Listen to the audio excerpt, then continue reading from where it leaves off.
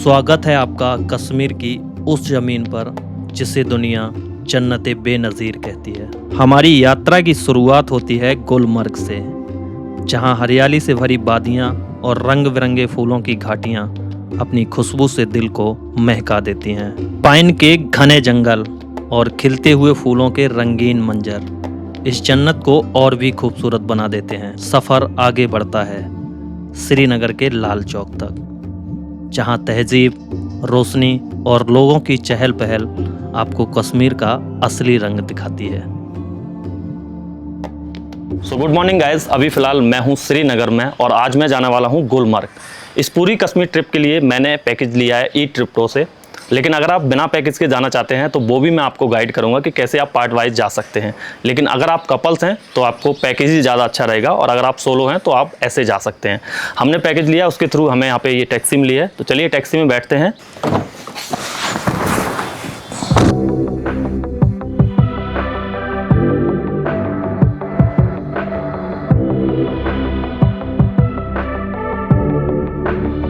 अभी मैं हूँ गुलमर्ग के टैक्सी स्टैंड पे, और अब मैं आपको बताता हूँ कि यहाँ पे आप पार्ट वाइज कैसे आ सकते हैं लोकल ट्रांसपोर्ट से। सबसे पहले आपको पहुँचना होगा श्रीनगर के लाल चौक, और लाल चौक से आपको टैक्सी पकड़नी होगी पारीपुरा की, पारीपुरा से मागम, और मागम से टंगमर्ग, टंगमर्ग से फिर गुलमर्ग। तो इसमें आपका समय भी ज़्यादा जाएगा और अप्रॉक्स लगभग 400 से 500 रुपये का खर्चा आ सकता है। तो जिस तरह से मैं आया हूँ ई ट्रिप प्रो से मैंने अपना पैकेज बुक किया है, तो उसकी जो डिटेल्स है मैं आपको डिस्क्रिप्शन में दे दूँगा, तो वहाँ से जाके आप चेकआउट कर सकते हैं। आज का मौसम काफ़ी खूबसूरत है और आज बारिश होने की यहाँ पे संभावना है। तो अभी फॉगी पूरा मौसम हो गया है। यहाँ से हम चलेंगे गंडोला के लिए।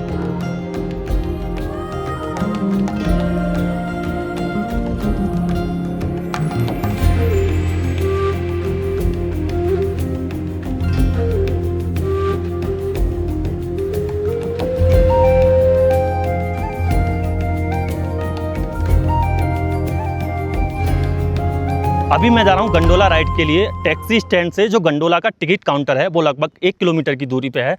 तो आप टैक्सी स्टैंड से ई रिक्शा से जा सकते हैं या फिर पूनिया घोड़े से जा सकते हैं। ई रिक्शा का फेयर है लगभग 300 से 400 रुपये, और जो पूनी घोड़े वाले हैं वो आपसे लगभग 2000, 2500, 3000 भी मांगेंगे, लेकिन आप उनसे बार्गेनिंग कर सकते हैं। वो आपको लगभग जो मांगा हुआ रेट है उसका 25% में भी आपको घुमा सकते हैं, लेकिन वो आपको घुमाएंगे। ये देखिए, ये है वर्ल्ड हाईएस्ट गोल्फ कोर्स। ये देखिए, ये जनवरी में बिल्कुल वाइट रहता है, और अभी इसके नज़ारे आप लोग देख ही रहे होंगे। बिल्कुल इसमें पिंक फूल खिले हुए हैं। अभी हम उस पॉइंट पे पहुंचे हैं जहां से गंडोला स्टार्ट होता है। तो सामने मेरे जो बिल्डिंग है उससे गंडोला स्टार्ट होता है, और गंडोला का जो टिकट है वो आपको ऑनलाइन करना पड़ता है पहले ही। तो हमारा टिकट एडवांस में पहले से ही बुक था। तो चलते हैं, अभी हम यहाँ से गंडोला पकड़ेंगे। ये हमें पहले पॉइंट तक उतारेगा। यहाँ पे कुछ इस तरह की भीड़ रहती है, लेकिन बैठने के लिए यहाँ पे कुर्सी वगैरह लगी हुई हैं, तो आप यहाँ पे बैठ सकते हैं। यहाँ पे ही आपको ज़्यादा टाइम लगेगा, लगभग 15 से 20 मिनट भी लग सकती हैं जिस समय पे भीड़ होगी। तो अभी हमको यहाँ पे आए हुए 10 मिनट हुए हैं, और आप लोग यहाँ पे भीड़ देख सकते हैं। अभी हम लोग फर्स्ट वाले फेज़ पे जा रहे हैं। हम 2 गंडोला राइड करेंगे, पहले फर्स्ट फेज़ फिर सेकेंड फेज़। तो अभी हम लोग बैठ चुके हैं गंडोला में, और जैसे अभी हमारे से पहले एक स्कूल का ग्रुप था तो उसमें 6 लोगों को बिठा रहे थे, लेकिन हम इसमें 4 लोग हैं। 2 लोग इस सीट पे हैं और 2 सामने वाली पे हैं।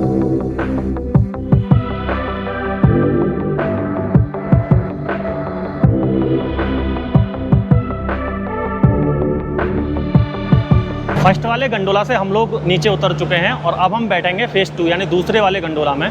तो अभी हमें बहुत ज़्यादा रस मिला था। जो फर्स्ट वाला गंडोला था उसमें स्कूल के बच्चे अभी बहुत ज़्यादा थे, लेकिन जो दूसरा वाला गंडोला है उसमें बहुत ज़्यादा कम भीड़ हमें देखने को मिल रही है। और हम दूसरे वाले गंडोला से जाने वाले हैं 14,000 फीट की हाइट पे। अगर आप यहाँ पे आना चाहते हैं तो उसके लिए आपको जो टिकट है वो ऑनलाइन बुक करनी पड़ेगी।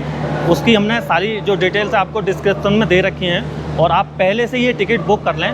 हम ये जो ट्रिप है पैकेज के साथ कर रहे हैं। हमारा जो टिकट है वो पैकेज वालों ने वहीं से कराया है। पैकेज की मैं सारी डिटेल्स आपको डिस्क्रिप्शन में दे दूंगा, अगर आप चाहें तो पैकेज के थ्रू भी इसको कर सकते हैं। यहाँ पे आप देखेंगे तो भीड़ भाड़ भी कम है। देखो यहाँ कुर्सी वगैरह सब खाली पड़ी हुई हैं, बहुत कम लोग यहाँ दूसरे वाले गंडोला पे जा रहे हैं। ज़्यादातर जो लोग आते हैं वो फर्स्ट वाले गंडोला तक ही जाते हैं, सेकंड वाले गंडोला तक बहुत कम लोग जाते हैं। और सर्दियों के मौसम में जो सेकंड वाला गंडोला है वो बंद कर दिया जाता है, क्योंकि फर्स्ट वाले पे इतनी ज़्यादा स्नो हो जाती है, ऊपर तो बहुत ज़्यादा स्नो होती है, इस वजह से वो दूसरा वाला बंद कर दिया जाता है। इसका जो फेयर है वो 1000 रुपये पर पर्सन के हिसाब से है। चलिए, ये थोड़ा फास्ट भी चला है भाई।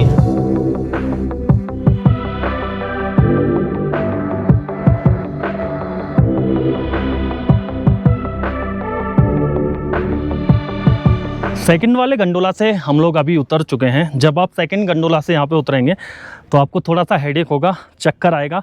ज़्यादातर लोगों को आता है क्योंकि अभी हम 14,000 फीट की हाइट पे हैं और जब आप गंडोला में राइड करते हैं तो चक्कर सभी लोगों को आ जाता है। जब आप यहाँ पे पहुँचते हैं तो आपको ऑक्सीजन की भी कमी महसूस होती है। यहाँ पे बहुत सारे लोग आपको ऐसे मिल जाएंगे जो ये कहेंगे कि हम आपको स्नो दिखा देंगे, लेकिन अभी मानसून के समय में स्नो मिलने के चांस बहुत ही कम है। हम थोड़ा सा और आगे जा रहे हैं, देखते हैं आगे के नज़ारे कैसे दिखेंगे। हालांकि आज मौसम फॉगी है, बारिश होने की ज़्यादा संभावना है, तो इस वजह से ज़्यादा क्लियर व्यू तो नहीं आ रहा है, लेकिन फिर भी हम आप लोगों को दिखाने की कोशिश करेंगे किस तरह के व्यू दिखेंगे। यहाँ पे स्नो के समय पे तो पूरा बर्फ़ होता है। अभी यहाँ पे रंग बिरंगे फूल खिले हुए हैं।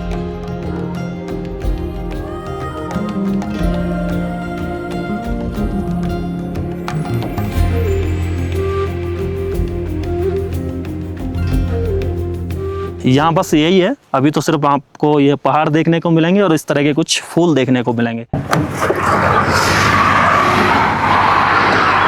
गुलमर्ग से अभी हम लोग रिटर्न आ गए हैं। गंडोला राइड के बाद हम लोग नीचे आए तो जो वहाँ का ग्राउंड है, जब से पहलगांव अटैक हुआ उसके बाद से उसको बंद कर दिया है, तो टूरिस्ट वहाँ पे नहीं जा पाते हैं। अभी हम गुलमर्ग से लगभग 22 किलोमीटर आगे आ गए हैं। इस जगह का नाम है कुंजर। अभी हम एक सॉल फैक्ट्री पे रुके हुए हैं। कश्मीर की सॉल आप लोगों ने सुनी होंगी, बहुत ज़्यादा वर्ल्ड फेमस होती हैं। तो हम जिस जगह पे रुके हैं ये है क्राफ्ट मॉल।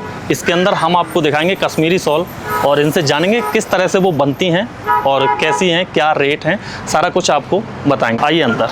ये देखिए सर, इसको हम बोलते हैं हुक वर्क। ये वूल है, जैसे मैंने आपको पहले ही बोला कि गोट दो होते हैं, एक जिससे हम वूल निकालते हैं और एक गोट होता है जिसको हम पश्मीना निकालते हैं। दोनों गोट है। ये देखिए सर, इसको हम बोलते हैं हुक वर्क। ये हो गया मशीन, इसको मशीन वर्क बोलते हैं। ये जो हुक वर्क होता है इसको दो टाइप के शॉल होते हैं। एक होता है जिसको हम बोलते हैं बाय वेट, जो काम हम बाय वेट करते हैं। इसका जो कपड़ा है उसको हम पहले वेट करते हैं, फिर कारीगर को देते हैं। जो वो काम करके वापस लाता है तो दोबारा वेट करना पड़ता है, इसमें कितना दागा लग गया। We call that masterpiece, क्योंकि वो काम करते हैं मास्टर लोग, इसलिए वो बाय वेट काम करते हैं। और एक काम होता है, यही काम होगा जो लड़कियां करती है, उसमें वेट नहीं करना पड़ता है। उनको हम बोलते हैं आपका वेट जिस इतना है शॉल के ऊपर, वो शॉल का काम करती है। ये कम्प्लीटली मशीन है, ये हाथ का नहीं है, कुछ भी नहीं है, ये मशीन है। अगर इसको आप एक धागा खींचोगे यहाँ पे, ये पूरा हाथ में आएगा। अगर यही काम हाथ से बना होगा, अगर आप उसको एक धागा, उसको बैक साइड आप देखोगे ना, वो ऐसा नहीं होगा, ऐसा ही होगा, लेकिन उसके बैक साइड में आपको टसल्स मिलेंगे, रेशे रेशे जैसे दिखते हैं ना, रेशे जैसे आपको रेशे मिलेंगे। दोबारा वजन करना पड़ता। अब ये देखिए, ये हो गया 100% प्योर, पूरा हाथ का बना है और भी मास्टरपीस। ये देखिए, अब यहाँ पे देखिए आपको रेशे मिलेंगे। और ये जो मैं आपको दिखाने जा रहा हूँ, ये हो गया गिफ्ट ऑफ पैराडाइज। इसका दूसरा पीस आपको मार्केट में नहीं मिलेगा, इससे बेहतर मिलेगा लेकिन ऐसा नहीं मिलेगा। It takes years to complete one piece. ये बैक साइड है, ये फ्रंट साइड है। ऐसी ऐसी कारीगरी है हमारी कश्मीर में। जैसे आपने बताया, इस सॉल को बनाने में लगभग 3 साल लगते हैं। 2.5 साल से 3 साल लगते हैं इसको बनाने में। इसका जो प्राइस है लेस देन लेबर, जो कारीगरी है ना उससे कम है। जो अगर आप देखा जाए, हाथ का बना हुआ है, उस बेचारे की मजदूरी है, उसका पसीना है, उसकी आंखों की रोशनी है। ये बनाते बनाते इनकी आंखों की रोशनी भी कम होती है। 3 साल तक मेहनत की है। आप 3 साल तक मेहनत किया। अगर आप प्राइस पूछोगे तो मैं बोलूँगा इसका जो प्राइस है लेबर चार्जेस से कम है। अगर देखा जाए तो उस बेचारे का लेबर्स बहुत ज़्यादा होनी चाहिए, लेकिन नहीं मिलते हैं, उनको नहीं मिलते हैं। अब ये लोग इस बेचारे इस कारीगरी में आ गए हैं, इस काम में आ गए हैं, तो फंस गए। आजकल जो नई जनरेशन है ये नहीं करते हैं। इसका आपको कॉस्ट है 3 लाख रुपया। 3 लाख रुपया आप किसको दे रहे हैं? कारीगर को दे रहे हैं। इसका मटीरियल है, इसका धागा है, किसको आप 3 लाख रुपया दे रहे हैं? सो दैट, इसलिए मैंने आपको पहले ही बोला इसका जो कॉस्ट है कारीगरी से कम है। अगर देखा जाए तो 3 साल मेहनत किया तब जाके 3 साल में मेहनत किया बेचारे ने। अब जो बाल बच्चे वाला है 3 साल 3 लाख रुपया, और उसका 3 लाख नहीं देना है। 3 लाख तो शॉल का प्राइस है, सॉल का प्राइस है भाई। उसको क्या मिलेगा? उसका क्या मिलेगा बेचारे को? अब ये देखो आप, तो इसलिए मैं इसको बोल रहा हूँ लेस देन लेबर। आज की सुबह शुरू होती है लाल चौक से। लाल चौक जिसे कश्मीर का दिल कहा जाता है। आज 15 अगस्त के इस पावन अवसर पर यहाँ हर ओर तिरंगे की शान लहरा रही है। लोगों के चेहरों पर गर्व और उल्लास साफ दिखाई दे रहा है। तो जय हिंद दोस्तों, अभी फ़िलहाल मैं बैठा हूँ श्रीनगर के लाल चौक पे और आज बड़ा ही पावन दिन है। आज है 15 अगस्त, स्वतंत्रता दिवस। हर एक की ये ख्वाहिश होती है कि मैं 15 अगस्त और 26 जनवरी श्रीनगर के लाल चौक पे मनाऊं, क्योंकि यहाँ पे गर्व होता है हमें अपना स्वतंत्रता दिवस मनाने के लिए। तो यहाँ मैं आज आया हूँ, बहुत ही अच्छा यहाँ पे माहौल है। बहुत दूर दूर से लोग यहाँ पे सेलिब्रेट करने के लिए आते हैं। तो आज हम भी यहाँ पे सेलिब्रेट करेंगे और घूमेंगे श्रीनगर को। बोर्डस गात प्रयात गसा खान यार वुचुन तो सीनियर लीडर अली मोहम्मद सागर वो सच एहतराम भी करा। मातरम मातरम। इस जश्न को देखकर यही महसूस होता है कि लाल चौक सिर्फ एक चौक नहीं, यह हमारे लोकतंत्र और आज़ादी की आत्मा है।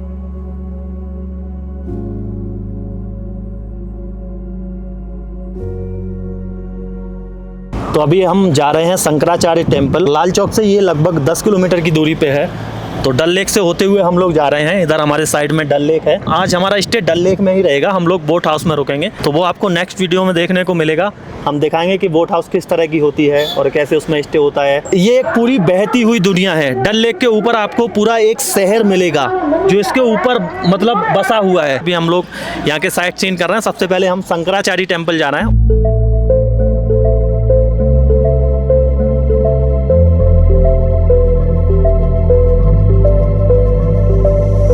गाड़ी वाले ने हमें यहाँ पे नीचे ड्रॉप कर दिया था और यहाँ से सीढ़ियाँ ऊपर मंदिर के जाने के लिए।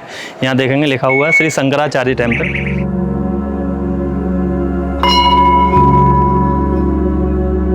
मान्यता है कि इस मंदिर की स्थापना सम्राट अशोक के पुत्र जालौका ने लगभग 200 ईसा पूर्व करवाई थी। बाद में कश्मीर के राजा गोपालादित्य ने इसे ज्येष्ठासुर भगवान शिव को समर्पित किया। 8वीं शताब्दी में जब आदि गुरु शंकराचार्य कश्मीर आए तो उन्होंने यहीं पर तप किया। उसी के बाद यह स्थान उनके नाम से प्रसिद्ध हो गया। अभी मैं मंदिर में दर्शन करके आया हूँ। मंदिर के अंदर शिवलिंग विराजमान है और मंदिर का आर्किटेक्चर काफ़ी पुराना है और यहाँ से आपको पूरा श्रीनगर का व्यू नज़र आएगा।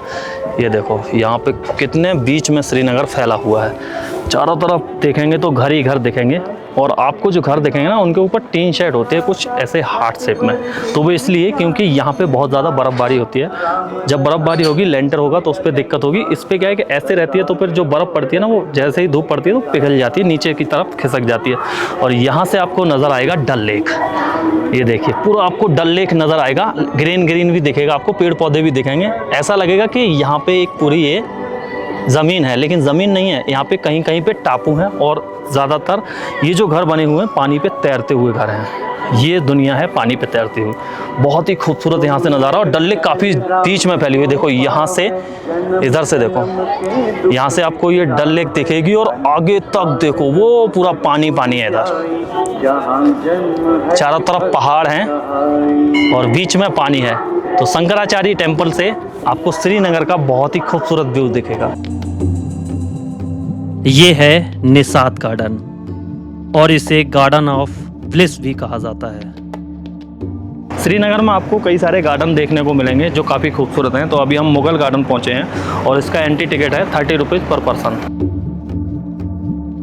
श्रीनगर की डल झील के किनारे बसा यह मुगल गार्डन कश्मीर की शान माना जाता है। निसात गार्डन का निर्माण सन 1633 ईस्वी में किया गया था। इसे मुगल सम्राट जहांगीर के साले आसिफ खान ने बनवाया था। यह बाग फारसी शैली के मुगल गार्डनों का शानदार उदाहरण है। बाग में जगह जगह खूबसूरत पानी के फव्वारे लगे हुए हैं। हरे भरे पेड़ और फूलों की क्यारियां एक अद्भुत नज़ारा पेश करती हैं और सामने की तरफ चमकती डल झील इस गार्डन की शोभा और बढ़ा देती है। काफ़ी खूबसूरत ये गार्डन है और इसमें तरह तरह के फूल हैं।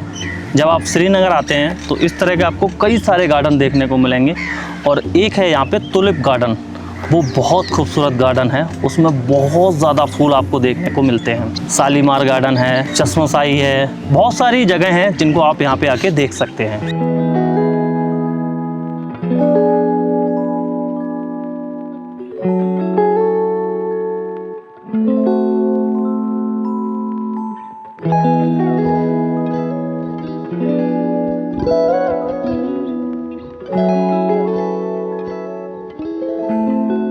मुगल गार्डन से अभी हम पहुंचे हैं शालीमार गार्डन, और यहाँ पे काफ़ी खूबसूरत मार्केट लगा है शालीमार गार्डन के बिल्कुल सामने। तो जहाँ पे आप देख सकते हैं यहाँ पे कपड़ों की कुछ दुकानें हैं और भी कई सारी यहाँ पे दुकानें हैं, और एक इसके सामने ही है, यहाँ पे हमें वुडन आइटम मिल रहे हैं। और ये जितने भी वुडन है, मतलब सारी चीज़ जो लकड़ी इसमें यूज की गई है, ये सारी अखरोट की लकड़ी है।